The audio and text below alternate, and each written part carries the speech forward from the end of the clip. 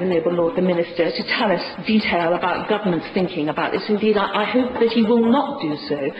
But I would like an assurance from the government that our allies within Europe, NATO, the Middle East, our allies further afield in Australia, New Zealand and elsewhere are all thinking about this issue, are planning, are doing everything possible to ensure that our friends and allies have a clear and well understood strategy to deal with this unimaginable catastrophe were it to happen in the region.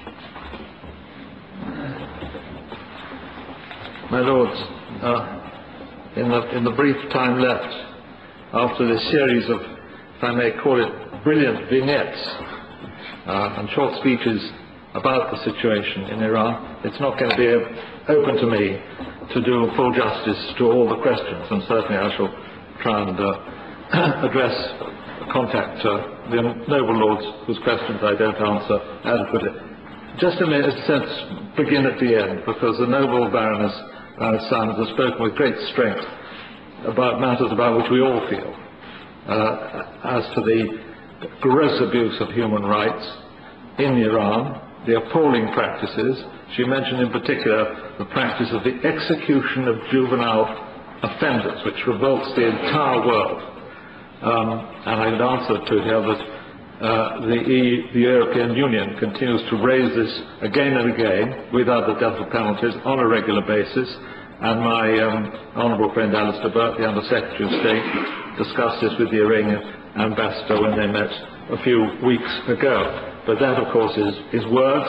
Our disgust must be expressed in much stronger words than that, and will continue to be. The challenges posed by the international community, to the international community, by Iran's behaviour in all its aspects, and I commend particularly the opening comments of the Noble Lord Corbett, who not only feels strongly but conveys the strength of his feeling about the behaviour of this grim regime.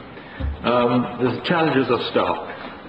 We have no doubt at all that a nuclear-armed Iran would be a disaster for the Middle East region and deeply damaging to the integrity of the international system for preventing nuclear proliferation. And several of your lordships have referred to that.